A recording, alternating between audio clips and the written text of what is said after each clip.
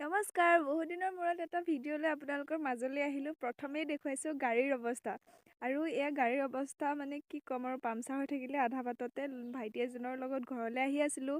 তেনেকুৱাতে পামচাৰ হৈ থাকিলে উপায় নাই তাৰপিছতে যেন তেন গৈ ঘৰ পালোগে তাৰপিছত ৰাতি কলেজত এয়া আমাৰ খানা আমাৰ ইউনিয়ন মেম্বাৰখিনি একেলগে মিলি পেলাই এটা খানা খাওঁ বুলি ভাবিলোঁ খানা মানে খানাটো প্ৰিন্সিপাল মেমে দিছে কিন্তু যিহেতু ফ্ৰেছাৰ্ছ আৰু আমাৰ লাষ্ট সময় আহি গ'ল সেয়েহে সকলোখিনিয়ে মিলিজুলি এসাঁজ খালোঁ আৰু সৰু সুৰা কামবোৰ যিবোৰ কৰিবলগীয়া আছিলে যিহেতু পিছদিনাখন ফ্ৰেছাৰ্ছ সেইকাৰণে আমি ৰাতি সৰু সুৰা কামবোৰ কৰিলোঁ আৰু ধুনীয়াকৈ আপোনালোকক ভিডিঅ'টো দিম বুলি ভাবিছিলোঁ কিন্তু মোৰ মোবাইলটো তেনেকুৱাতে কেমেৰাৰ প্ৰব্লেম হৈ গ'ল আৰু এনেও আছিলে তাৰপিছতে আৰু ভইচৰ মানে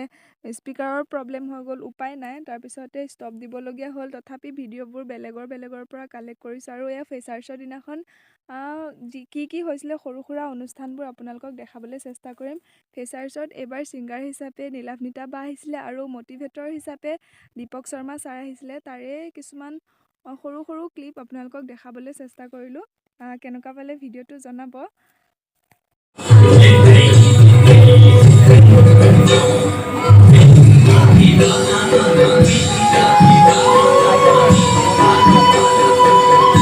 আছেনে নাই সেইটোক লৈ ডাঙৰ সৰু নহয় এখন কলেজৰ মাটি কিমান আছে সেইটোক লৈ ডাঙৰ সৰু নহয় কলেজ এখনত যিগৰাকী অধ্যক্ষা থাকে তেওঁৰ মন কিমান বিশাল ছাত্ৰ ছাত্ৰীসকলৰ আচৰণ